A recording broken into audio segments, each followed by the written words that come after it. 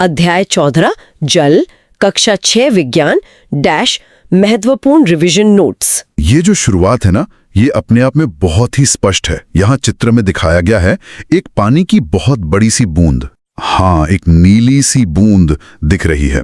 और इस चित्र की सबसे दिलचस्प बात यह है कि उस एक अकेली बूंद के अंदर हमारी पूरी पृथ्वी को बहुत ही सुंदर तरीके से दर्शाया गया है। मतलब पृथ्वी को पानी की बूंद के अंदर रखा गया है। बिल्कुल, ये सिर्फ एक कलाकारी नहीं है, बल्कि ये चित्र अपने आप में एक बहुत बड़ा और गहरा संदेश देता है।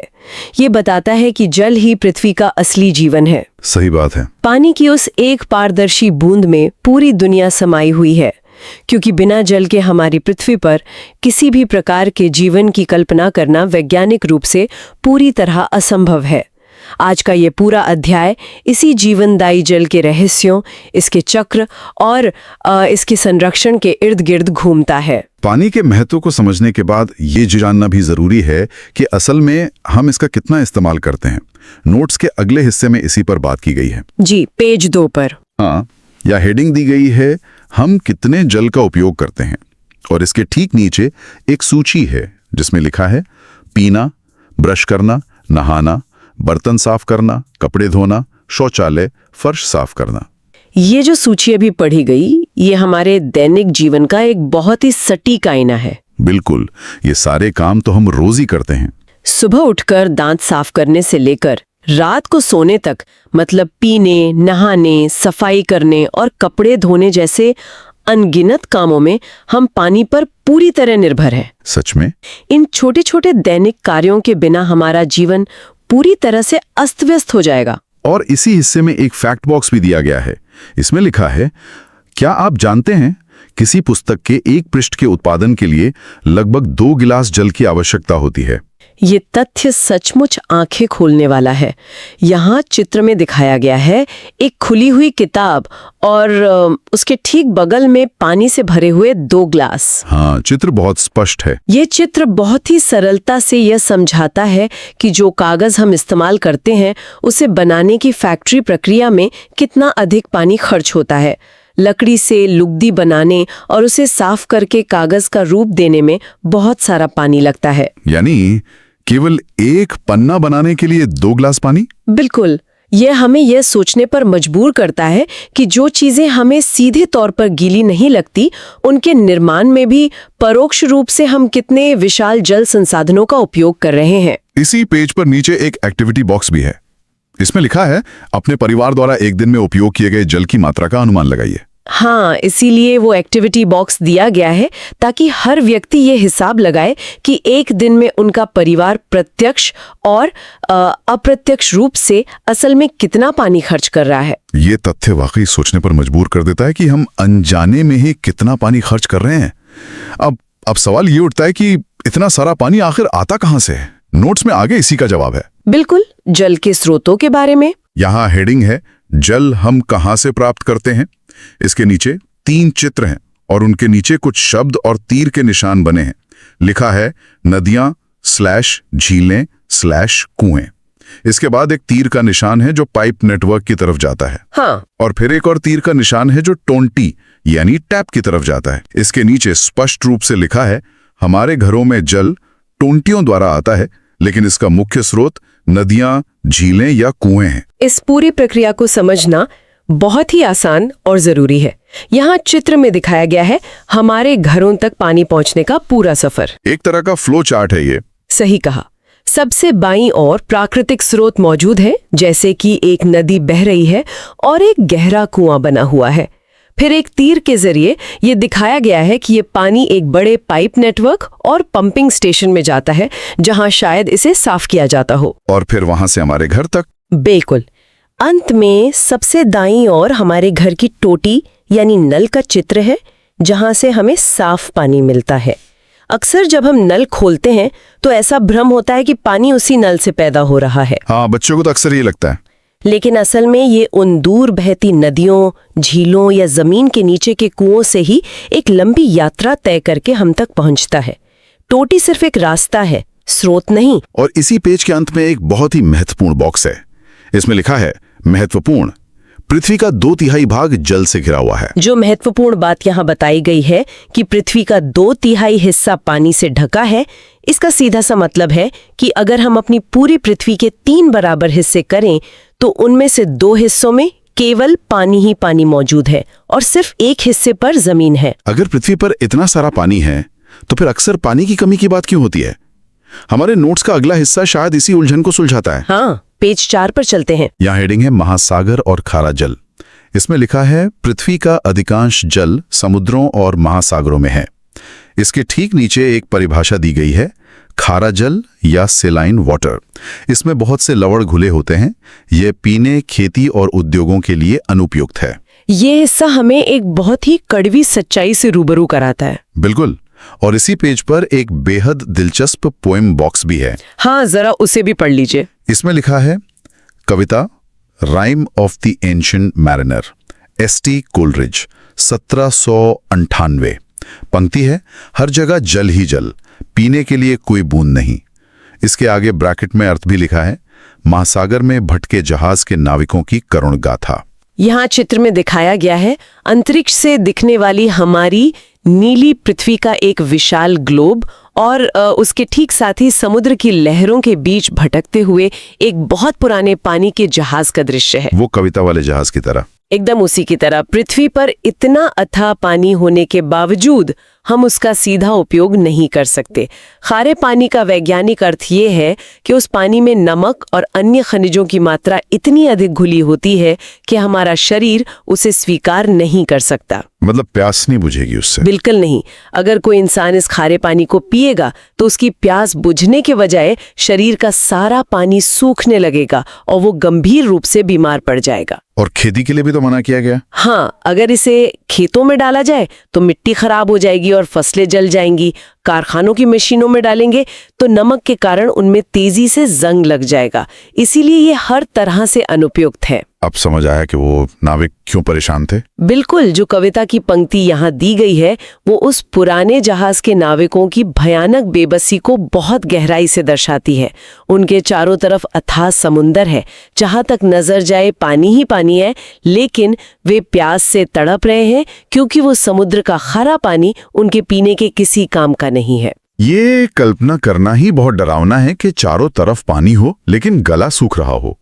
खैर, अब ये समझना जरूरी है कि महासागरों का ये पानी हमारी पहुंच में कैसे आता है। नोट्स में अगली हेडिंग है वाष्पन, इवेपोरेशन डैश जल का गायब होना। ये बहुत ही रोचक प्रक्रिया है। इसमें वाष्पन की परिभाषा दी गई है। जल के वाष्प यानी वेपर में परिवर्तित होने की प्रक्रिया को वाष्पन कहते हैं। इसके 2 महत्वपूर्ण नियम भी लिखे हैं। पहला, जल को वाष्प में बदलने के लिए ऊष्मा यानी हीट की आवश्यकता होती है। दूसरा, यह एक धीमी प्रक्रिया है। विज्ञान का ये सिद्धांत ये समझाता है कि सतह का पानी आखिर गायब कैसे हो जाता है। जैसे कि बारिश के बाद सड़क पर भरा पानी कुछ घंटों में सूख जाता है। और यहाँ नीचे एक गतिविधि भी दी गई है, एक्टिविटी धूप और छाया। इसमें लिखा है धूप ब्रैकेट में तेज वाष्पन और छाया में ब्रैकेट में धीमा वाष्पन। यहाँ चित्र में दिखाया गया है कि 2 समान आकार की प्लेटों में पानी रखा है। एक प्लेट को सीधे तेज धूप के नीचे रखा गया है और दूसरी प्लेट को एक घने पेड़ की छाया में रखा गया है। हाँ, चित्र में सूरज और पेड़ दोनों बने हुए हैं। चित्र से ये साफ पता चलता है कि धूप वाली प्लेट से पानी तेजी से भाप यानी वाष्प बनकर ऊपर की ओर उड़ रहा है, जबकि छाया वाली प्लेट से ये प्रक्रिया बहुत ही धीरे धीरे हो रही है। वाष्पन वो प्राकृतिक प्रक्रिया है जिसमें तरल पानी ऊष्मा यानी गर्मी पाकर एक अदृश्य गैस में बदल जाता है। मतलब गर्मी सबसे जरूरी है इसके लिए। बिल्कुल, इसके लिए गर्मी का होना सबसे पहली शर्त है। सूरज की धूप एक ईंधन का काम करती है। ये कोई जादुई चमत्कार नहीं है जो पलक झपकते ही हो जाए, बल्कि यह एक निरंतर लेकिन बहुत ही धीमी गति से चलने वाली प्रक्रिया है जिसे हम आसानी से देख नहीं पाते। सही कहा, हम इसे अपनी आंखों से आसानी से देख नहीं पाते हैं, लेकिन ये हमारे चारों तरफ हर समय हो रही है। यानी गर्मी पानी को भाप बना देती है। लेकिन क्या ये वाष्पन केवल नदियों और समुद्रों से ही होता है? नोट्स का अगला भाग एक नई जानकारी देता है। हेडिंग है वाष्पोत्सर्जन, ट्रांसपिरेशन। हाँ, ये पौधों से जुड़ा हुआ है। इसकी परिभाषा लिखी है, पौधे अपने अतिरिक्त जल को वाष्प के रूप में वायु में मुक्त करते हैं। इस प्रक्रम को वाष्पोत्सर्जन कहते हैं।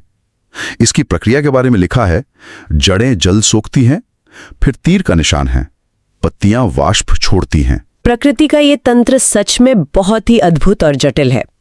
केवल नदियां, झीलें या समुंदरी वाष्पन नहीं करते, बल्कि जमीन पर मौजूद हरे पेड़ पौधे भी हवा में भारी मात्रा में नमी छोड़ते हैं। और यहाँ एक बहुत ही रोचक फैक्ट बॉक्स है। इसमें लिखा है, क्या आप जानते हैं 1 किलोग्राम गेहूं देने वाले पौधों से वाष्पोत्सर्जन द्वारा लगभग 500 लीटर जल की क्षति होती है। ब्रैकेट में लिखा है, यह लगभग बड़े आकार की 25 बाल्टियों के बराबर है। ये आंकड़ा वाकई चौंकाने वाला है।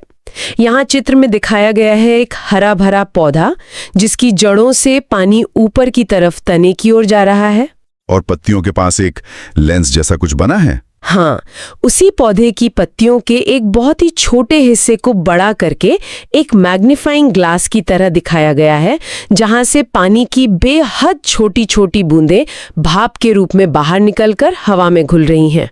तो पौधे भी पसीना बहाते हैं एक तरह से, कह सकते हैं।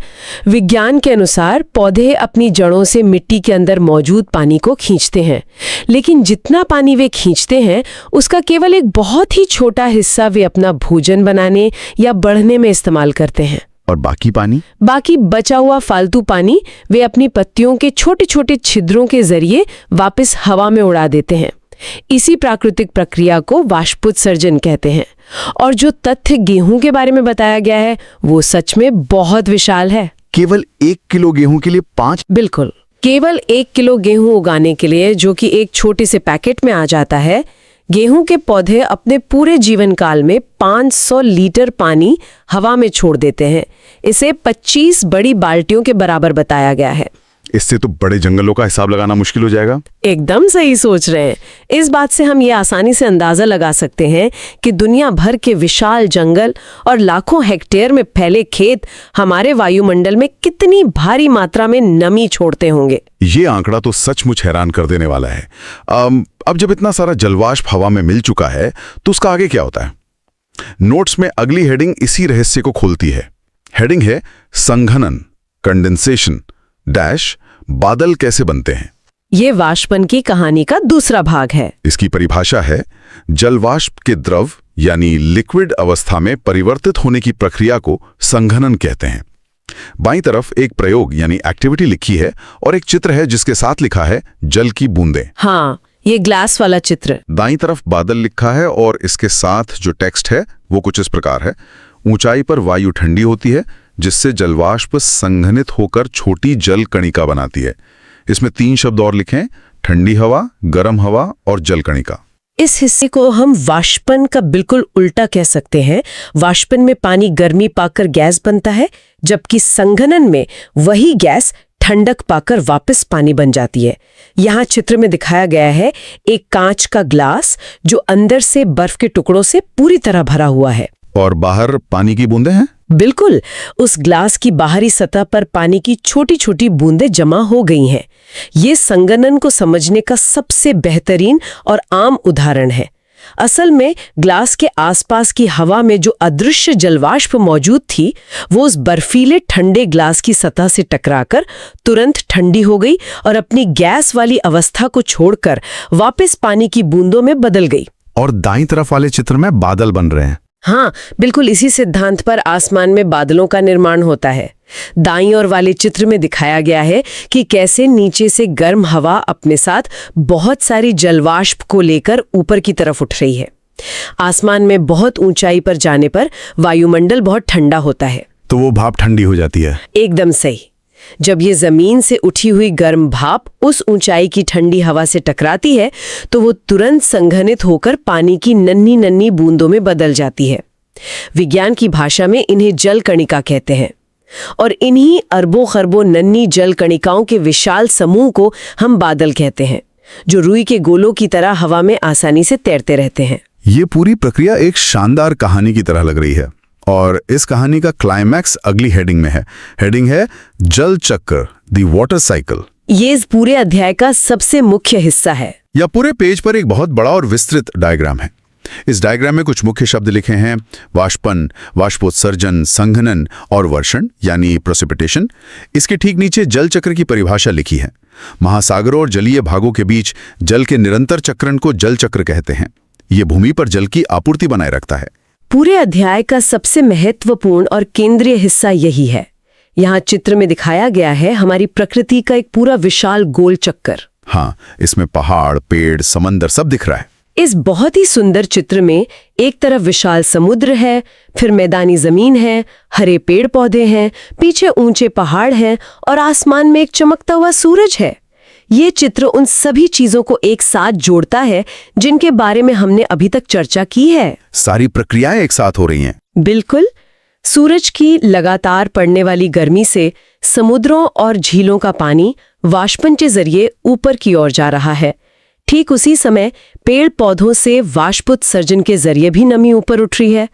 आसमान में बहुत ऊपर जाकर ठंडक के कारण संघनन होता है और बादलों का निर्माण होता है। और फिर बारिश होती है। हाँ, फिर जब ये बादल पानी से बहुत ज्यादा भारी हो जाते हैं और हवा उन्हें संभाल नहीं पाती, तो वर्षण यानी बारिश या बर्फ के रूप में वो पानी वापस जमीन पर आ गिरता है।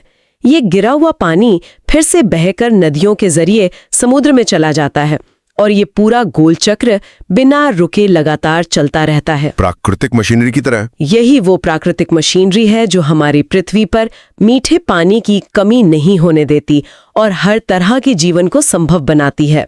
जल चक्र का ये सिद्धांत बताता है कि पानी लगातार घूम रहा है, लेकिन जमीन पर गिरने के बाद उस पानी की यात्रा कैसी होती है। अगली हेडिंग इसी के बारे में है।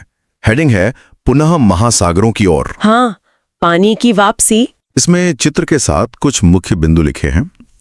वर्षा और हिम का जल नदियों और झरनों के रूप में बहता है। अधिकांश नदियां अंत में समुद्र या महासागर में गिर जाती हैं और वर्षा का जल तालाबों और झीलों को भी भर देता है। चित्र में कुछ लेबल लगे हैं, जैसे बर्फ पिघलना, नदी और महासागर। यहाँ बहुत ही सरलता से ये समझाया गया है कि आसमान से बरसने के बाद पानी आखिर जाता कहाँ है। यहाँ चित्र में दिखाया गया है एक बहुत ही मनोरम दृश्य, जहाँ बहुत ऊंचे बर्फीले पहाड़ हैं। सूरज की गर्मी से उन पहाड़ों से बर्फ पिघल रही है और वो पानी छोटी छोटी धाराओं का रूप लेकर आगे बढ़ रहा है। और फिर वो नदी बन रही है। हाँ, ये धाराएं मिलकर एक बड़ी नदी बन रही हैं। ये विशाल नदी पहाड़ों से उतरकर हरे भरे मैदानी इलाकों से होते हुए एक लंबी यात्रा तय करती है और अंत में एक बहुत ही विशाल नीले महासागर में जाकर मिल रही है। गुरुत्वाकर्षण के कारण इस लंबी यात्रा के रास्ते में ये पानी कई खाली गड्ढों, तालाबों और झीलों को लबालब भर देता है, जो जमीन पर रहने वाले जीवों के काम आता है। लेकिन अंततः इस सारे पानी का एक बड़ा हिस्सा बहता हुआ वापस उसी महासागर में पहुंच जाता है जहां से पहली बार वाष्पन शुरू हुआ था। यह जलचक्र के एक पूरे फेरे का संपन्न होना है। लेकिन सारा पानी तो बहकर समुद्र में नहीं जाता होगा। कुछ पानी जमीन पर भी रुकता होगा। इसी के बारे में अगली हेडिंग है भौम जल, ग्राउंड वाटर। ये बहुत ही महत्वपूर्ण विषय है आज के समय में। इसमें लिखा है वर्षा का कुछ जल मिट्टी में समा जाता है, इसे भौम जल कहते हैं। इसका उपयोग भी बताया गया है। कुओं, हैंडपंप और नलकूप यानी ट्यूबवेल्स का स्रोत यही जल है। हाँ, और एक बहुत बड़ी समस्या भी बताई गई है। समस्या पक्की सड़कों और कंक्रीट वाले क्षेत्रों में रिसाव कम होने से भौम जल स्तर गिर रहा है। चित्र में दो महत्वपूर्ण शब्द लिखे हैं, रिसाव यानी इन्फिल्ट्रेशन और भौम जल। बिल्कुल सही। हर बूंद समुद्र तक नहीं पहुंचती। यहाँ चित्र में दिखाया गया है कि आसमान के काले बादलों से बारिश हो रही है और पानी जमीन पर गिर रहा है। जमीन की मिट्टी उस पानी को एक बड़े स्पंज की तरह अपने अंदर सोख रही है। और नीचे की तरफ तीर बने हैं। हाँ, तीरों के निशान से बहुत ही स्पष्ट रूप से दिखाया गया है कि पानी कैसे मिट्टी के कणों और जमीन के नीचे मौजूद चट्टानों की दरारों के बीच से रिसता हुआ बहुत गहराई में जाकर एक जगह जमा हो रहा है। विज्ञान की भाषा में पानी के इस तरह जमीन के अंदर जाने की प्रक्रिया को रिसाव या अंग्रेजी में इन्फिल्ट्रेशन कहते हैं। और यही भौम जल है। और जमीन के नीचे जो ये पानी जमा हो जाता है, इसी को भौम जल या भूजल कहा जाता है। चित्र में दाईं तरफ एक लोहे का हैंडपंप और एक गहरा कुआं भी बना है, जिनका पाइप इसी गहराई में मौजूद भौम जल तक पहुंच रहा है ताकि उसे खींचकर बाहर निकाला जा सके। लेकिन ये जो समस्या लाल अक्षरों में लिखी है वो डरावनी है। जो समस्या यहाँ लाल अक्षरों में बताई गई है वो आज के समय की एक बहुत ही गंभीर और खतरनाक स्थिति है। आधुनिक विकास के नाम पर आजकल हर जगह पक्की सड़कें, डामर के रास्ते और कंक्रीट के पक्के मकान बन गए हैं। कंक्रीट की ये खासियत है कि वो पानी को बिल्कुल भी सोखता नहीं है। सारा पानी तो बहकर नाली में चला जाता है। इसीलिए हमारे शहरों और कस्बों में बारिश का अमूल्य पानी जमीन के अंदर रिसने के बजाय सीमेंट की नालियों से होता हुआ बाहर बह जाता है। स्पंज वाला रास्ता बंद हो गया है, जिससे जमीन के नीचे का ये खजाना खाली हो रहा है और जल स्तर लगातार खतरनाक रूप से कम होता जा रहा है। ये रिसाव वाली समस्या वाकई चिंताजनक है। प्रकृति का संतुलन बहुत ही नाजुक होता है। इस संतुलन के बिगड़ने के क्या परिणाम हो सकते हैं, ये अगले 2 पेजों पर बताया गया है। पेज 11 की हेडिंग हमें एक अत्यधिक विनाशकारी स्थिति के बारे में बताती है। हाँ, बाढ़ के बारे में। हेडिंग है, यदि भारी वर्षा हो तो क्या होगा, डैश बाढ़। इसका कारण स्पष्ट रूप से लिखा है, अत्यधिक और लगातार वर्षा। इसके प्रभाव लिखे हैं, नदियों और झीलों का जल स्तर बढ़ना, फसलें, पालतू जानवर और संपत्ति का नुकसान। जल वाले जीव पानी उतरने पर थल पर फंसकर मर जाते हैं। पानी जीवन का मूल है, लेकिन जब प्रकृति में संतुलन बिगड़ता है और पानी जरूरत से बहुत ज्यादा हो जाता है तो ये भारी तबाही भी लाता है। यहाँ चित्र में दिखाया गया है एक बहुत ही दुखद और भयानक दृश्य। पूरा गांव डूबा हुआ दिख रहा है। हाँ, एक पूरा का पूरा गांव बाढ़ के गहरे पानी में डूब गया है। कच्चे और पक्के मकानों की केवल ऊपरी छतें ही दिखाई दे रही हैं, जिन पर लोग अपनी और अपने बच्चों की जान बचाने के लिए बेबस होकर बैठे हैं। कुछ लोग सुरक्षित जगह की तलाश में पेड़ों पर चढ़े हुए हैं और पालतू जानवर जैसे गायें और भैंसें उस गहरे गंदे पानी में तैरने को मजबूर हैं। बहुत ही मार्मिक चित्र है। जब बिना रुके कई दिनों तक मूसलाधार बारिश होती है तो नदियों और झीलों की पानी संभालने की क्षमता खत्म हो जाती है। पानी किनारों को तोड़कर बाहर आ जाता है और अपने रास्ते में आने वाली हर चीज को डुबो देता है। किसानों के खेत, लोगों के घर, जीवन भर की संपत्ति, सब कुछ बर्बाद हो जाता है। और ये मछलियों वाली बात भी लिखी है। हाँ, इस नोट्स में एक बहुत ही मार्मिक और गहरी बात लिखी है जलीय जीवों के बारे में। जब बाढ़ का प्रकोप शांत होता है और पानी वापस उतरकर नदी में जाता है तो कई मछलियां और पानी के अन्य जीव उस सूखी जमीन पर ही फंस जाते हैं। वे वापस पानी में नहीं जा पाते और बिना पानी के तड़पकर वहीं मर जाते हैं। ये प्रकृति का एक बहुत ही रौद्र और विनाशकारी रूप है। और इसके ठीक विपरीत पेज 12 पर अगली हेडिंग है, यदि काफी समय तक वर्षा न हो, डैश सूखा। इसका कारण बताया गया है, 1 वर्ष या उससे अधिक समय तक वर्षा न होना। ये भी उतना ही भयानक है। इसकी प्रक्रिया में लिखा है, वाष्पन और वाष्पोत्सर्जन से मिट्टी पानी खो देती है। वर्षा न होने से मिट्टी सूख जाती है। इसके प्रभाव हैं, भौम जल स्तर गिर जाता है, खाद्यान्न और चारा यानी फूड एंड फॉडर मिलना मुश्किल हो जाता है। बाढ़ का बिल्कुल उल्टा लेकिन उतना ही भयानक रूप होता है सूखा। यहाँ चित्र में दिखाया गया है एक बंजर और वीरान जमीन का दृश्य। जमीन फटी हुई लग रही है। सूरज की तेज धूप के कारण उस जमीन में बहुत गहरी गहरी दरारें पड़ गई हैं। उस सूखी जमीन के बीच में एक अकेला पेड़ खड़ा है जो पूरी तरह से सूख चुका है। उस पर जीवन का कोई नामो निशान या एक भी हरी पत्ती नहीं है। 1 साल से बारिश ना हो तो यही होगा। बिल्कुल। जब किसी भौगोलिक इलाके में बहुत लंबे समय तक, जैसे कि लगातार 1 साल या उससे भी ज्यादा समय तक बिल्कुल बारिश नहीं होती तो वहां सूखे की घोषणा कर दी जाती है। इस स्थिति में एक दोहरा प्रहार होता है। आसमान से पानी आता नहीं है, लेकिन सूरज की तेज गर्मी से वाष्पन और बचे हुए पौधों से वाष्पोत्सर्जन तो लगातार होता ही रहता है। तो जमीन की नमी भी उड़ जाती है। हाँ, इससे मिट्टी के अंदर की रही सही नमी भी हवा में उड़ जाती है और जमीन पत्थर की तरह सख्त होकर दरकने लगती है। कुएं, नदियां और तालाब पूरी तरह सूख जाते हैं। क्योंकि जमीन के नीचे के भौम जल को रिचार्ज करने के लिए कोई बारिश नहीं होती, इसलिए वो स्तर भी बहुत नीचे चला जाता है। और खाने पीने का भी संकट आ जाता है। और इसका सबसे बड़ा प्रभाव ये होता है कि बिना पानी के खेत बंजर हो जाते हैं, फसलें नहीं उगती। इससे इंसानों के लिए खाने वाला अनाज यानी खाद्यान्न और पालतू जानवरों के लिए चारे की भारी कमी हो जाती है। ये पूरी तरह से अकाल की स्थिति पैदा कर देता है। बाढ़ और सूखे जैसी इन चरम स्थितियों को समझने के बाद ये साफ हो जाता है कि पानी का प्रबंधन कितना जरूरी है। इसी पर केंद्रित है हमारी अगली हेडिंग, जल संरक्षण क्यों आवश्यक है। ये पेज 13 पर है। जी, यहाँ इसके दो मुख्य कारण दिए गए हैं। पहला, सीमित मात्रा। पृथ्वी का बहुत कम जल मीठा यानी फ्रेश वाटर और उपयोगी है।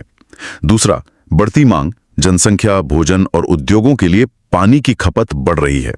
और अंत में एक बहुत ही सख्त नियम लिखा है। नियम, जल का विवेकपूर्ण उपयोग करें, इसे व्यर्थ न करें। इस पेज पर जो बात बहुत ही स्पष्ट शब्दों में बताई गई है वो आज के आधुनिक समय की सबसे बड़ी और तत्काल जरूरत है। यहाँ चित्र में दिखाया गया है, एक सूखा हुआ नल है और उस नल के पास खाली मटकों, प्लास्टिक की बाल्टियों और डिब्बों की एक बहुत लंबी कतार लगी हुई है। ये तो अक्सर गर्मियों में खबरों में देखते हैं। हाँ, ये चित्र साफ साफ पीने वाले पानी की भारी कमी और उस तक पहुंचने के लिए आम लोगों के रोजमर्रा के संघर्ष को दिखाता है। पृथ्वी पर पानी तो अथाह मात्रा में है, लेकिन जैसा हमने शुरुआत में समझा था, महासागरों का वो खारा पानी हम सीधे इस्तेमाल नहीं कर सकते।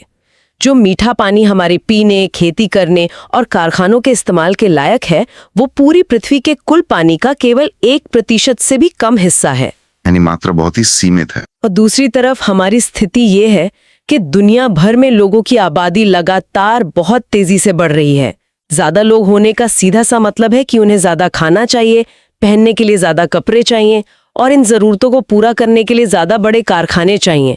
इन सभी चीजों के उत्पादन के लिए बहुत ही भारी मात्रा में पानी की आवश्यकता होती है। तो मांग तो बढ़ेगी। ये एक सीधा सा गणित है।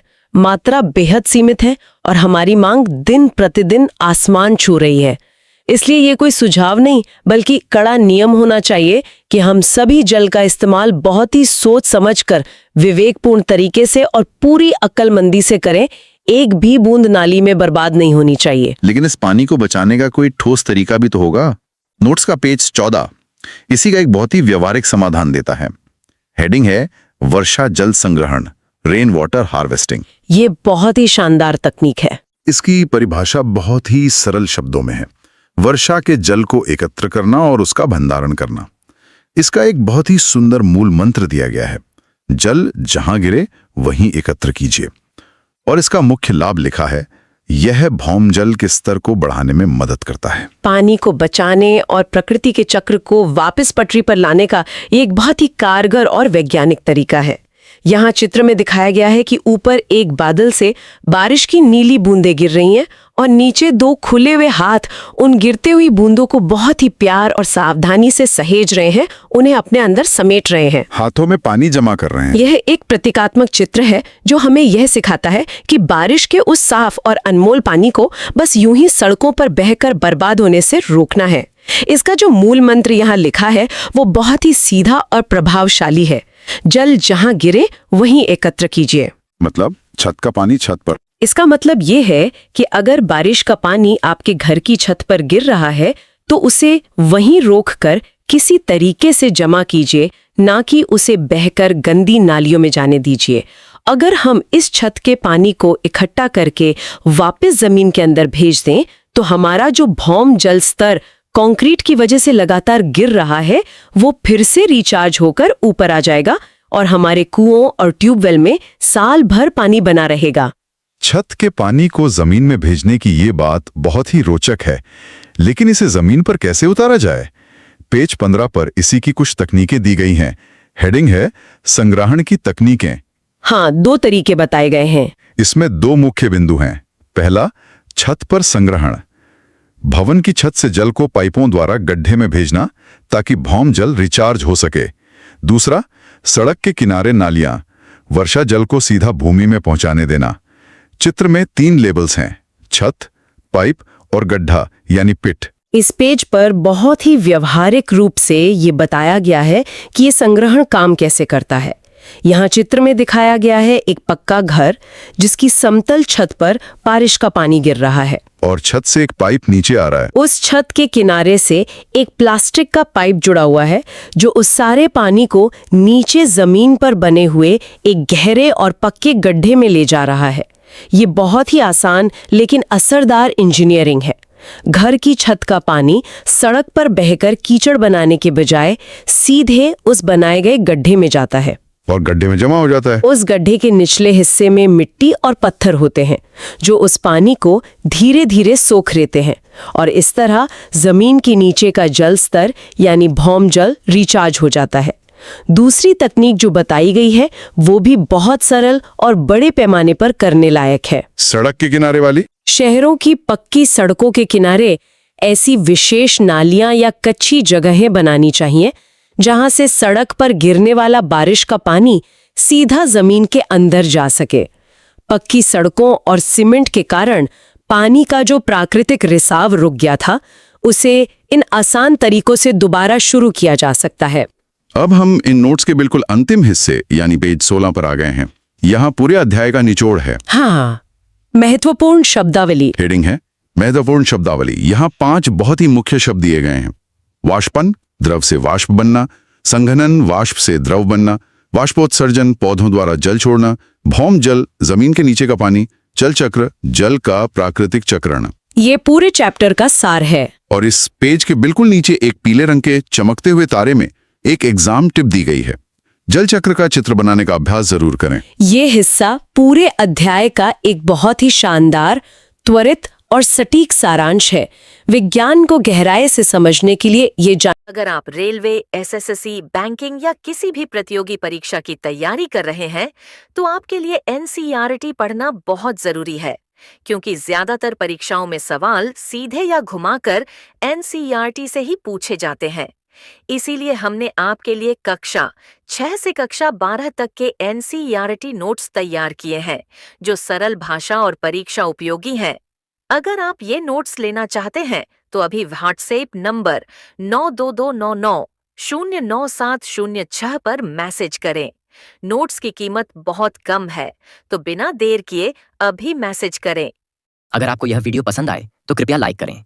जो लोग अभी तक चैनल को सब्सक्राइब नहीं किए हैं वे जरूर सब्सक्राइब करें। नीचे कमेंट बॉक्स में अपना फीडबैक अवश्य दें।